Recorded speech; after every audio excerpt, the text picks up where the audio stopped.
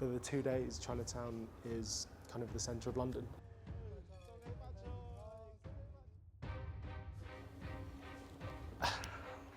I'm Tang and we're at Tao Tao Ju. We focus and are famous, I guess, primarily for our dim sum, which is all handmade on site. So it's Chinese New Year this year. It's the Year of the Dragon, which is a big year for the Chinese community.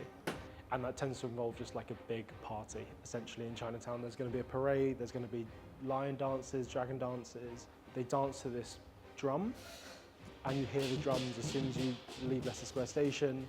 It overwhelms the senses. It's the time of year where you gather all your luck for the year, you know. So the dragon dance is, I think, warding off evil spirits and then bringing prosperity into the restaurant. This is why they come into the restaurant and they do a dance.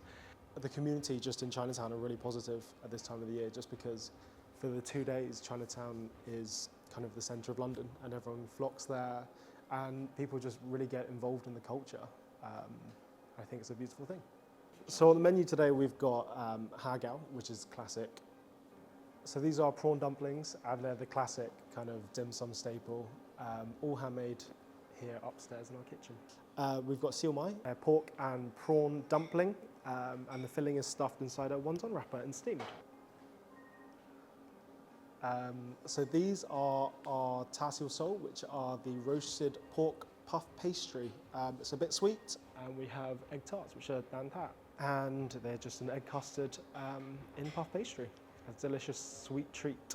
We also have what is called a prosperity toss salad, and it's just bits of vegetables and stuff, and you throw it in the air and the higher you throw it, the more luck you'll have for the year. And it's really messy, but really enjoyable. Like, it's really fun to do.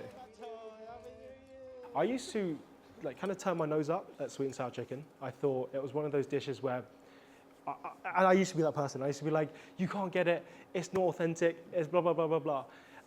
But then you would go down to the kitchen and you would go, okay, you would go down to the kitchen and you would go, what dish are you most proud of? And they will say sweet and sour chicken. The chefs will say sweet and sour chicken because it's something that helped them assimilate into British culture. It's something, they've cooked something that the Brits love, and you know, it's become such a staple of British culture, sweet and sour chicken. Also, just eat what makes you happy. Eat what you want. Like, I'm not here to tell you what to eat or how to eat. If that's your go-to, that's your go-to. I'm just happy you're eating and trying the food. And then one day you'll come in here and you'll try that and you'll go, oh, let me try some dim sum as well. And then it evolves from there, right? It's like a gateway drug, right? And like, people have it and then they go, oh, well, we can try this. Oh, I've had it before at this. And then suddenly you're in the cuisine and you know about it and you try it, and then it kind of snowballs from there. Chinatown is thriving at the moment. There's so much energy and there's so much love here. The generation of restaurateurs who are my parents' generation are kind of nearing retirement now. And therefore you do unfortunately see a lot of the kind of old school staple restaurants closing. COVID didn't help either. There was a bunch of negativity towards Chinatown and Asian people in general. But you see new concepts coming through in Chinatown, and I think that's still a cool thing.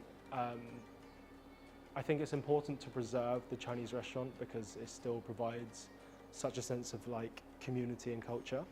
But Chinatown is a changing entity. It won't stand still. And also, you just have to move along with the times. Like, if bubble tea is bringing people to Chinatown and then people, I don't know, stumble and happen upon one of these restaurants, then that's a good thing.